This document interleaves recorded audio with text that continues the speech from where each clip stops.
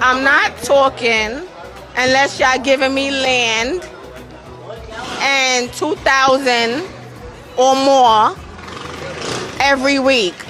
You hear me?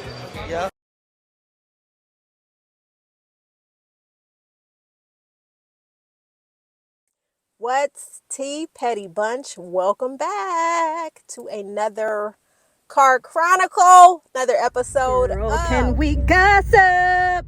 Gossip, gossip, girl, can we gossip? Gossip, gossip, girl, can we gossip? Gossip, gossip, girl. Girl, Girl, Girl, Girl. Can we gossip with the petty one? So, before I get into this review again, I just want to thank the Petty Bunch family. Thank you guys again for just subscribing to the flattered channel. As hell that you all have chosen to just be a part of my community. So, without further ado, let's get into the latest episode of Married to Medicine. You guys, there are so many talking points. I am not even going to go scene by scene by scene. I just want to talk about the talking points that really stood out for me. And I want to start with Dr. G and Sweet Tea. There is so much to unpack here. Sweet Tea. Now, not really sure if you have watched Married to Medicine prior to you joining this cast, but I'm gonna say I think that you did, because you were the one to hop into Dr. G's inbox and you sent him the baby emoji. I can give you what you want. So I'm going to say, I think that you knew the type of man that he is. And I feel like how most women feel, oh, well, see, he ain't had me yet. I could change him. And my thing is, it's like, listen, a leopard will never change his spots. Dr. G is too far gone. Dr. G is a tyrant. He is misogynistic. He is chauvinistic. He is, first of all, he is a psychiatrist. So he deals in mind fucking people for a living. Okay. So he will gaslight you and have you thinking that you're the problem when he 1000% is the problem. The way that he talked to you, hell, I'm going to take it a step further. The way that we watched him talk to Quad and the way we watched her become dismantled, the way that he just belittled her, he berated her, he was just abusive, just abusive. The abuse that we watched Quad undergo. I understand why she was sipping on that rum, why she went off into her melodramatic monologue and she was singing King's praises, and why she had to stick it to him to tell not just G, but to tell the entire group that her man blows her back out and they get it in 15 times a week. I do not blame her. This man is not deserving of a relationship. He is not deserving of friendship. He he's gross. He's disgusting, and he is just a sorry ass excuse of a little itty bitty man. And we've seen the article where the woman went in on his itty bitty cucumber. Okay. So watching you and Dr. G unpack the melee, the chaos that was about to go down between him and King was just, it was crazy to me. First of all, this whole situation was nothing more, in my opinion, than a pissing contest. Dr. G, I feel like and I might be in the minority thinking this, but I feel like Dr. G, you were doing everything within your power to antagonize this man to come fight you. You were baiting him at every cost. You baited, you baited, you baited. And did you notice that Dr. G didn't start getting hype until the guys started swarming in? When he saw that he had the reinforcements and the guys trying to break him up, that's when Dr. G started puffing up in the chest and was coming for King. Now, I'm not saying that King is innocent, because King definitely was not innocent, telling Miss Quad, Miss Quad, Miss Quad that she can say whatever it is she wants to say without consequence. You know what I'm saying? I mean, you could pop off, say whatever you want to say, but you cannot expect someone to not respond in kind. So that's all I really have to say about that. But Dr. G, you for damn sure baited that muscular Herculean god of a man. He was getting ready to monkey stump your ass into that sand had it not been for Shek coming to your rescue. He was about to drag your ass all up and through. He was about to bury you. They was about to funeralize your ass at the sandbar, in the sandbar. That was pretty much what was about to happen. So anyway, watching you and T talk and seeing this woman now, I'm really not sure what it is about you that this woman is having this underlying loyalty to, because you disrespect her at every chance you can get. We see it with the cameras on, and I'm scared to even think about what the hell you are saying to your wife when the cameras are off. So if we've witnessed you being a dickhead to her with the cameras on, I don't even want to know what the hell you be saying to her when the damn cameras is off. Anyway, they're seated at the table and they start talking about the entire situation. Y'all know they left the trip. They are sitting at the kitchen table. Dr. G is just saying that he's exhausted. He was embarrassed because Quad was still harping on the fact, trying to tell the group, well, I left him. I left him. And so he was just saying if Shek wasn't there, it would have been a fight to the death. And T is like, no, it wouldn't have been a fight to the death. And he goes, well, how do you know? Do you know him? And she's like, no, I don't have to know him.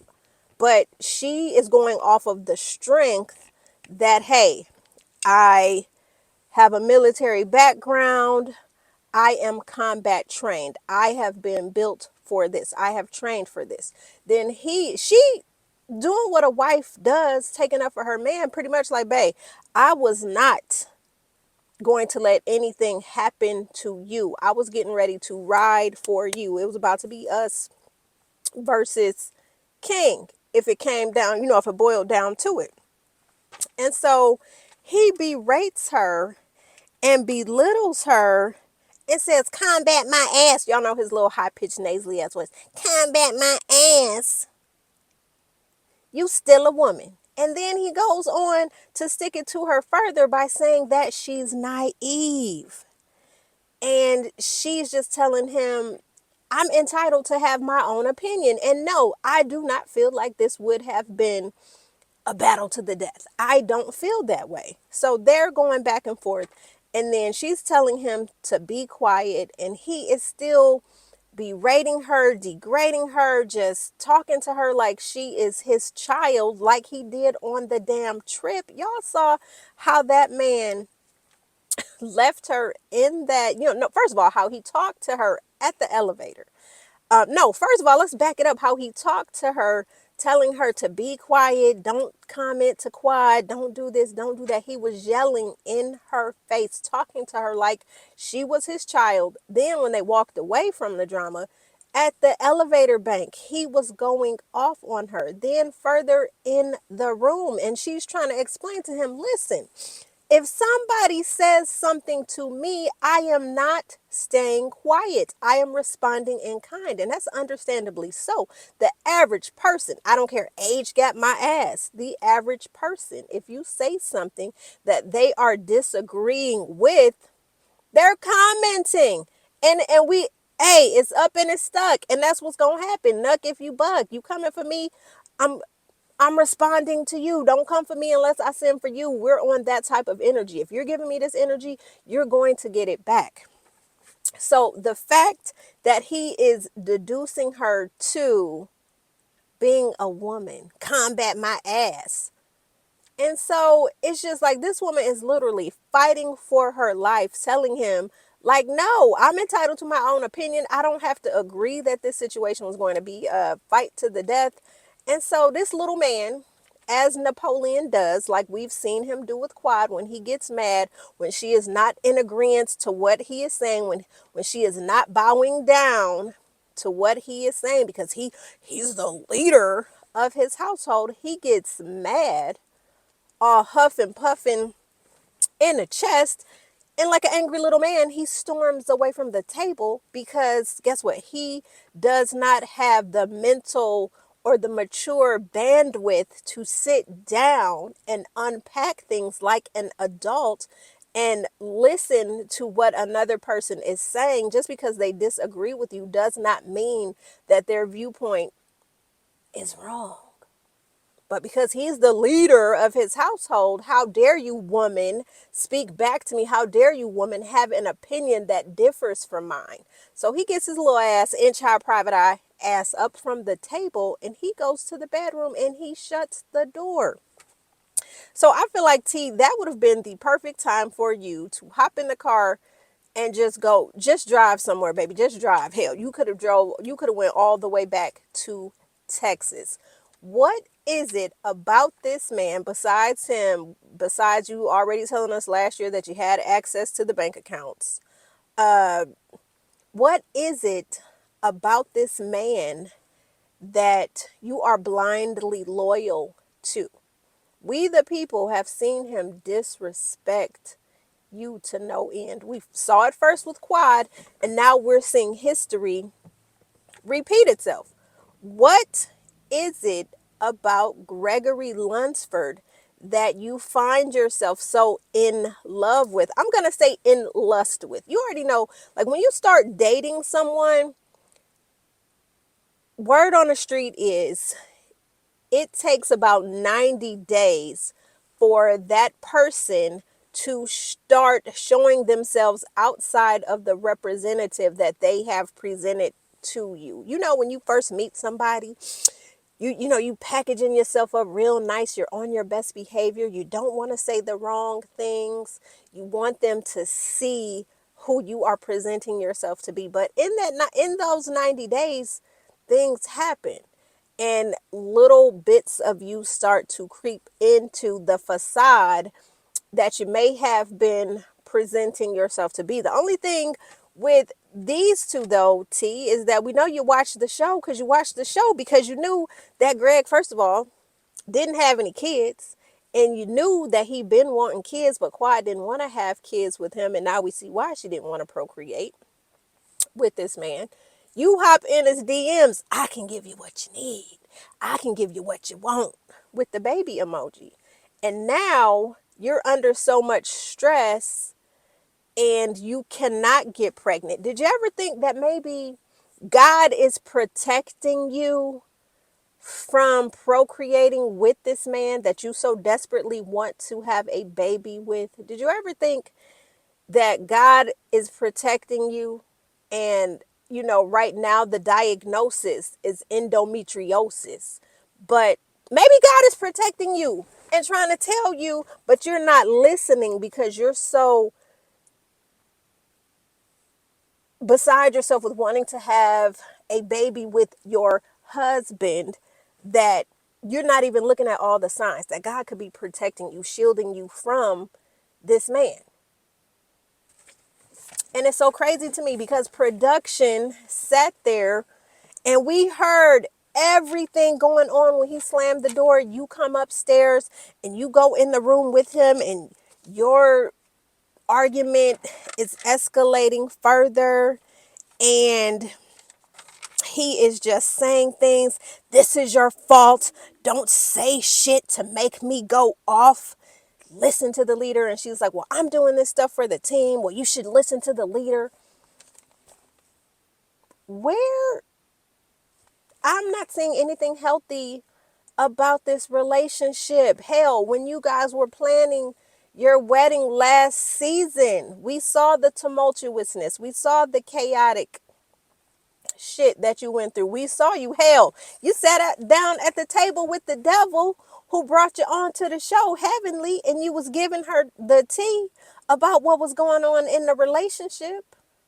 So how could you think that if as a fiance he was giving you his ass to kiss, how did you think that becoming his wife was going to make the situation better? Did you think he was just going to wake up and say, I'm going to stop being an asshole, a chauvinistic, abusive asshole to my wife today? I'm going to start loving on her and treating her with the decency and respect that she deserves. I'm going to start loving on her.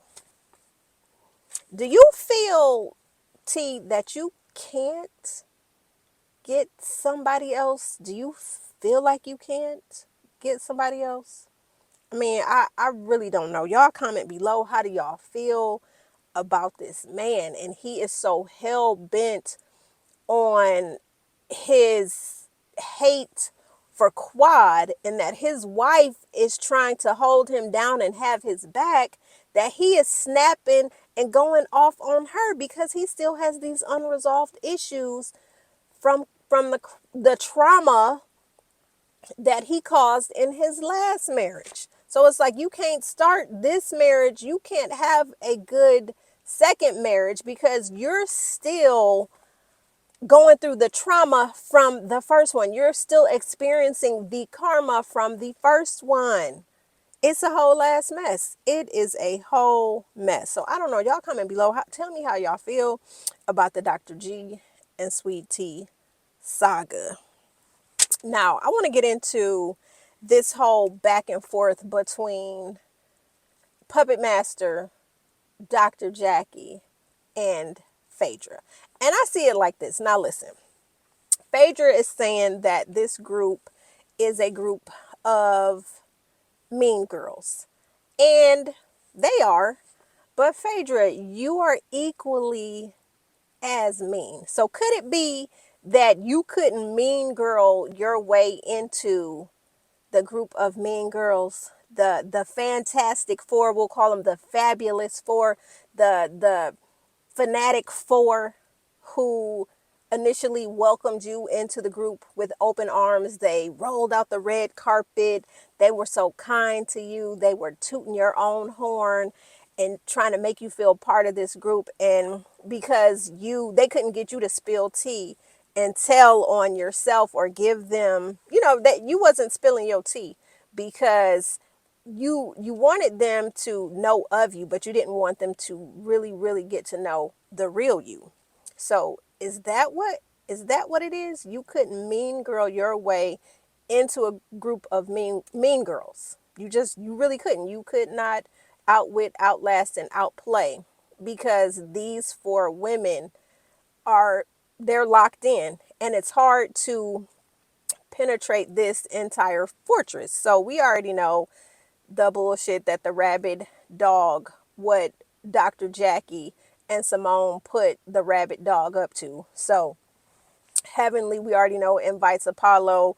Apollo in turn takes it a step further and invites his mistress, side chick, who he decided to marry. She invites them to Key West, and we see the drama unfold. Sharen, Apollo don't want you. He don't think about you. Clearly, Sharen, bad built butch body, he does, because he dragged you with him to Key West to go check his ex-wife about why she is playing in his face with his homeboy that he usually be going out to the strip club with. And my thing is this, listen, Phaedra is not married. Y'all have not been married for 7 years.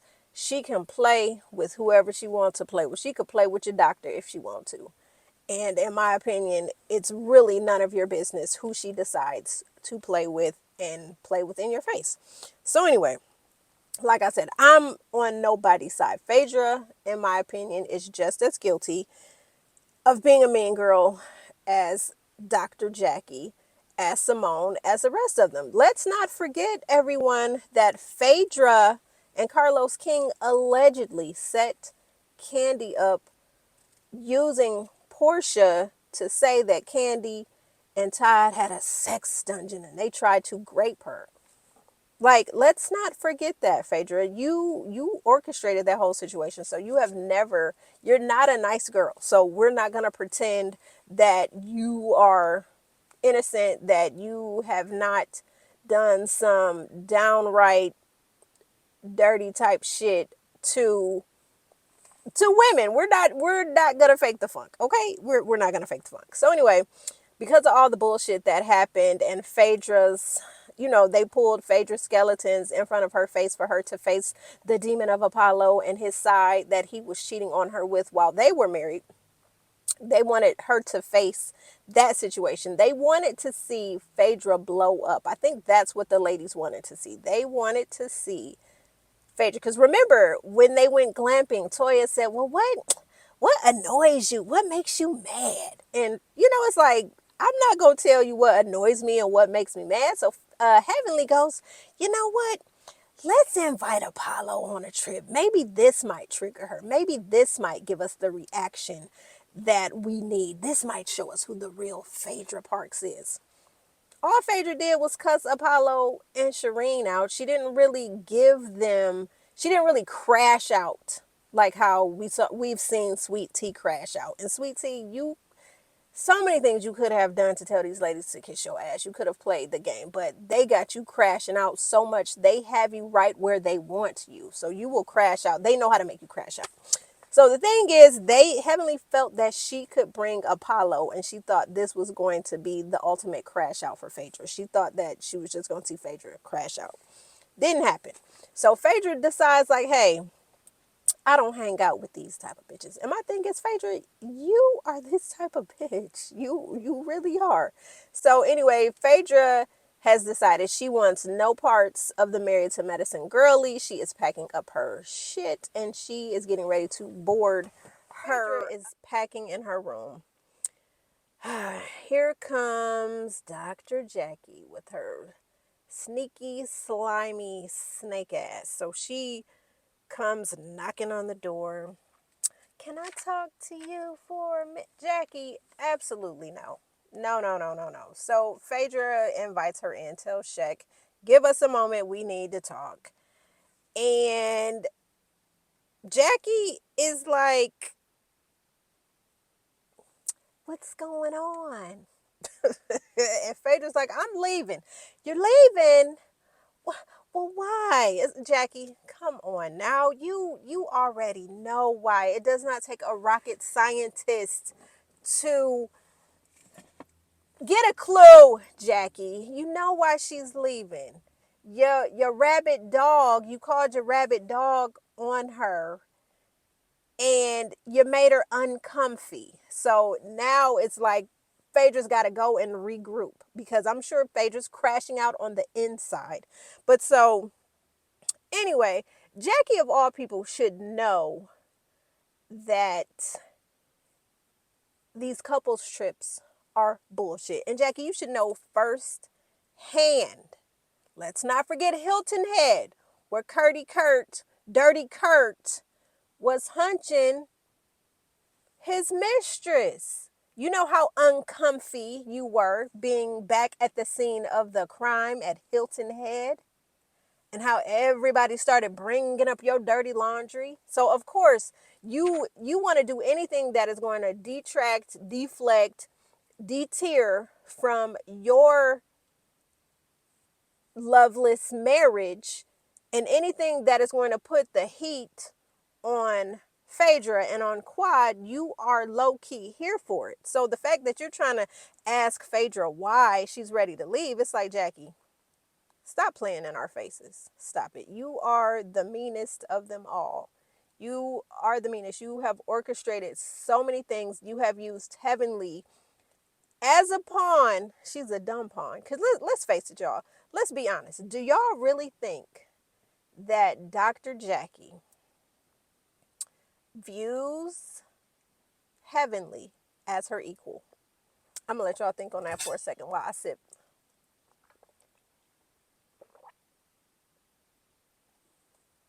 Does Dr. Jackie view Heavenly as her true equal? I'm going to say no. And y'all seen it when Heavenly first debuted on Married to Medicine. Jackie was basically saying that she was a fat ass, like a busted can of biscuits. She got on Heavenly about her weight. Then she got on Heavenly. You're not a real doctor. You're a doctor for teeth. Come on now, Jackie, Heavenly, Jackie does, you are not on Jackie's level. In her mind's eye, you will never be on her level. You are a lowly minion. You are a peon. You are the person, because let's not forget now. Dr. Jackie holds herself to a hierarchy. She, in her mind, is the upper echelon. She is the T-bone steak. You are the chuck roast. Dr. Simone, in her opinion, is the T-bone steak because they have the same accolades. They're both OBGYNs. They have delivered babies of famous people. They are the Rolls Royces, the Maybach of doctors. You play in people's mouths. Now, granted, clients of Heavenly Smiles, she's done good work. But teeth and bodies are two totally different things, and you will never, never, ever, never, ever, ever, ever get on my level. You'll never be on Jackie's level, and she sees you as that, and so does Simone. You will never, ever be on their level. So whenever they need somebody to take the trash out, they call the cleanup, garbage, messy ass woman to do their dirty work. You have a seat adjacent to the table. You think you're at the table. They do little things to appease you, like inviting you to the White House, like making you feel like you are a part of their clique when you're really not. You ever heard of the right hand should never really tell the left hand what it's got going on? She will tell you what you need to know on a need to know basis. When it's time to kick somebody out of the group, she gonna tell you. She gonna give you a nod. She gonna give you a head signal. Whatever she needs to do, you will know when it's time. See, Phaedra, because Phaedra wasn't giving up no tea about her life. They got bored and they got tired of Phaedra just coming around and, oh, Phaedra's holding her nose up like she's better than all of us. Y'all created the Phaedra Stein, the Franken Phaedra Stein. Y'all created that when y'all invited her in and y'all rolled out the red carpet and made her seem like she was larger than life to y'all. Like y'all was so thirsty for her to be a part of your friend group. So anyway, Heavenly and not Heavenly, Jackie and Phaedra are having this back and forth because Phaedra's like, no, I don't hang out with mean girls. And again, Phaedra, you are just as mean. And if they had not pulled this stunt with having Apollo come in, you would still be trying to lead the charge to getting Quad kicked off of the show. Quad has already said that that's why she had pressure with you and why she was, hey, Apollo, why she was so happy to see Apollo, because she said, hey, you trying to make me sweat, you trying to kick me off of my show, which we know is not her show. It's Mariah's show, and that Quad is a dirty dog for getting Mariah kicked off of her show. So anyway, they're going back and forth about this, and Phaedra says, I didn't feel supported in the group. Phaedra, they was not going to support you, especially since you wasn't giving up no tea about who you are. And Jackie, well, I didn't know that Apollo was coming. How was I supposed to know that I was going to have to give you this extended amount of support? I really don't know you. I don't know Apollo. I don't know y'all dynamic. So, of course, Jackie, again, is loyal to no one. Jackie's not loyal to anybody, and she never will be. But again, Phaedra, your fault for thinking that Jackie was going to have your back in some kind of way. So Jackie acts like she is totally offended that Phaedra wants no parts with them any longer and wants to leave the trip. And so Phaedra is basically like, what did Phaedra say? You can play with, what did she say? Phaedra, no one supported me. Some people can be played with. I'm not one of them. So Jackie just feels like Phaedra should have went before the group of ladies to tell them that she didn't feel supported, to tell them that their mean girl antics by inviting her ex-husband and his mistress, new wife, that wasn't cool. Come on now, y'all. Phaedra was not about to do that. Jackie, you're dumb if you really thought that Phaedra was going to stand before you and these ladies. Y'all remember how y'all had Quad do when she was fighting for her life when y'all was kicking her off the trip? Y'all wanted Phaedra to bow down to y'all like that, and that wasn't going to happen. Phaedra just felt like, hey, I'm not fighting for a spot on here any longer. You guys invited me to be on this show. I don't need this show. And clearly Phaedra does not need this show because she's back on the Real Housewives of Atlanta. So she said, to hell with you, Jackie, to hell with you, Heavenly, to hell with you, Simone, to hell with all y'all. I don't need this. I'm going to play with Portia. So she back with Portia and company. So Phaedra said, Lord have mercy. Heavenly, heavenly, heavenly, heavenly is the problem. Heavenly is a tsunami. Everything that Heavenly comes in contact with, Heavenly fucking destroys. No holds barred. She is ruthless. She is classless. She is egregious. She talks about deceased mamas. Now she didn't got the LGBTQ plus community up in arms by saying this shit that she was saying about gay men. If you have a conversation with somebody and it goes left, most men, real men, not gay men, not bitch men, real men, straight men are gonna tell you like it is. You tell my wife to shut the fuck up, I'm gonna have a problem with it. So clearly Heavenly was making a dig to Dr. G about the whole situation, him going back and forth and back with Quad, and him telling her she talks too freaking much. So that's basically what it is. So my thing is the fact that, like how we always say all the time, how as a black community, we invite too many people to we're inviting too many people to the cookout. We leave the gate open and we just give all types of people access.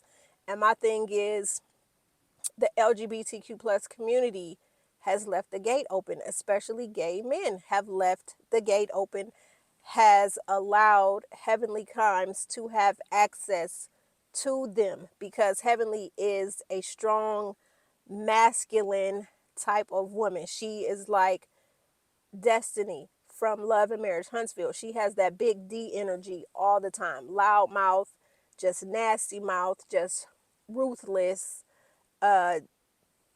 just diabolical. Just she is just the worst type of human being that you could think of. So for her to say something like this about gay men is insulting. But then it's like you got to think about who in the hell left the gate open for Heavenly to feel so comfortable that she could say this shit? Carlos left the gate open. Carlos King, yes, left the gate open for Heavenly to slip and slide past, to be on his messy Mondays talking shit, to where she felt that she is very much comfortable and can say what it is she wants to say. I'm so happy that gay men have drug her for filth, for her ignorance, for her bullshit. I'm so happy that they called her on her bullshit. Ridiculousness. Ridiculous. And of course, Heavenly has apologized. This is the quickest we've seen her apologize. Y'all really think that she meant it? I don't think she did. Anyway, Heavenly, you are diabolical. You invite Apollo Nita to come on this couples trip because you want him to show Greg how to coexist peacefully with his wife. Hey, that's some bullshit. Hey, we've seen Dr. G and Quad tumultuousness. We have seen Apollo and his abusive tendencies push up on Phaedra to where she had to call the police. Y'all remember the Real Housewives episode where she was in the garage and he was intimidating her in the garage and she had to call the police? You invited this man and his big back wife on this trip. And then after all the bullshit happens, the day after, you invite him and his wife into your room where you and Simone tell them, oh, we just wanted to create a healing type of environment. And then you apologize to them. And then you continue to talk shit about his ex-wife to him. And of course, the side piece, Sharen, is here for it. And Sharen talking about Phaedra set this up. So the gag is everybody thinks that Phaedra got with Shek because that's Apollo's friend and that she used Shek to play in Apollo's face. Because everybody's like, well, Phaedra knew Apollo was coming because Heavenly called. Did y'all think that Phaedra was actually agreeing or agreeing to Apollo being on this trip and not have a trick up her sleeve? Now, if she invited Shek or not to play in Apollo's face, I really don't know. That's how everybody feels, that is what Phaedra did, to play in everybody's face. But again, Phaedra has not been with Apollo for 7 years. She's been divorced for 7 years. So Heavenly, you are trifling. You, again, that's why I say y'all, everybody always talks about, well, Heavenly's clocked in for work. She's clocked in for work. Well, why she ain't clocked in and why she not talking about the infamil that's in her cabinets? Why is she not talking about these alleged twins walking around Atlanta sharing her last name?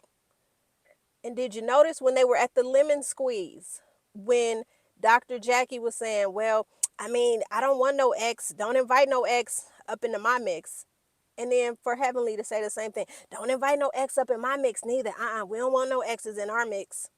So why then are you inviting exes into the mix? Why would you do that? And then you sitting up here, you and Simone trying to be holier than thou again, Heavenly, being used because you are the rabid Doberman pincher, the rabid pit bull that they use to sick on the other women trying to infiltrate the group. You had the audacity to piggyback on the side piece and say, Phaedra set this shit up. Phaedra did it. How did Phaedra set this up when you invited Apollo? If you hadn't invited Apollo, none of this would have happened. You orchestrated this shitty ass couples trip. And because Simone didn't want the heat on her and Jackie don't want the heat on her and the shit she's going through, and Simone don't want the spotlight on her marriage, they're going to uphold the bullshit because it takes away from their messy marriages. They're going to be so focused on what it is that you're doing. They're going to allow you to play and do all the dirty shit, the dirty gutter snipe shit that you do. They don't care. This is crazy to me. And then she asks, well, Apollo, what do you think Phaedra thinks of us? Because she's always been distant. And Apollo goes, well, in my opinion, it's been a battle of the legal and medical minds.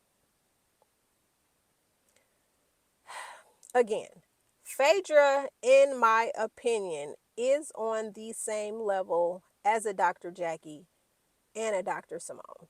And again, to me, it's just a battle of who is who. Basically, it's like these ladies are fighting for the HBIC spot. And they just felt because Phaedra wasn't falling in a line to the hierarchy of their friend group, that they just felt like, okay, Phaedra, you're not falling in line, so we got to do something to knock you off. You can't penetrate our group. And I really feel like that is what has happened. And then Heavenly is talking about, well, we see through her bullshit because we boss bitches. Heavenly, Jackie and Simone don't view you as a boss bitch. You are not on their level. You're not on their level, and you never will be. I just want to end this with Toya being the realest bitch in the bunch.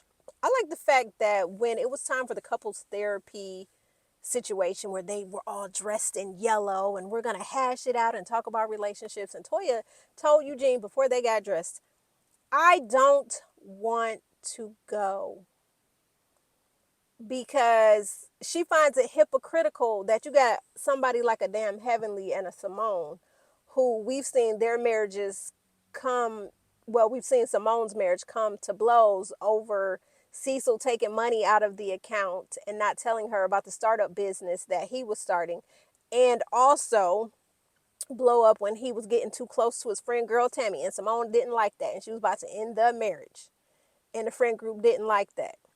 So we've seen that, and we've seen Heavenly try to pretend with the infamil in the cabinet that she is the perfect wife and she is married to the perfect man and they have the perfect marriage. Definitely not true. So Toya is like, why do we want to even entertain this bullshit and be around this stuff? And then Jean is like, well, we gotta go. So Toya is like, well, I guess we gotta go and pretend our marriages are perfect. Because Toya don't want to hear that shit. And I get it. She doesn't want to be around the bullshit. She doesn't want to hear the bullshit of them trying to fake pour into the marriages and them trying to present that we are a united front. We are a group of friends, married friends who care about the sanctity of marriage and friendship and sisterhood, when it's the absolute opposite. So at the lemon squeeze, I like how Toya just kept it real, and she said what needs to be said in front of these ladies, and she read them, and she says we do some fucked up shit. And then there was a montage showing all the fucked up shit they've done, the fucked up things they've said about each other, to each other. And it's crazy. It's crazy, but I'm so happy. And I know, like, I have never agreed with Toya so much during one season of Married to Medicine. And this season, Toya, I'm giving you the MVP. You are the most valuable player on this team. Albeit you are messy, but you be keeping these bitches in line. You say stuff. You step on toes. You get in their faces. You read them. And that's what, in my opinion, what good friends should do. They should call you on your bullshit. And Toya is calling them all on their bullshit. But I really feel like you need to call Heavenly out more on her bullshit. And I really feel like we, the people, need to get Heavenly off this show. Heavenly is a rabid ass dog. She is a mess. And the fact that you are out here holding the title of doctor, I wonder how your patients feel. How did Dr. Jackie's patients feel? How did Dr. Simone's patients feel when they see them on TV acting an ass? But anyway, Petty Bunch, that's all I have to say. I got to get back inside. I got to get back to work. Had to get this stuff off my chest. So I thank you for subscribing to the channel and being part of the Petty Bunch family. And that being said, don't forget to tell a friend to tell a friend to tell a friend about this channel. And I'm going to see y'all in the next one. I'm out. Can we gossip? Gossip. Gossip. Girl, can we gossip? Gossip. Gossip girl, can we gossip? Gossip. Gossip girl.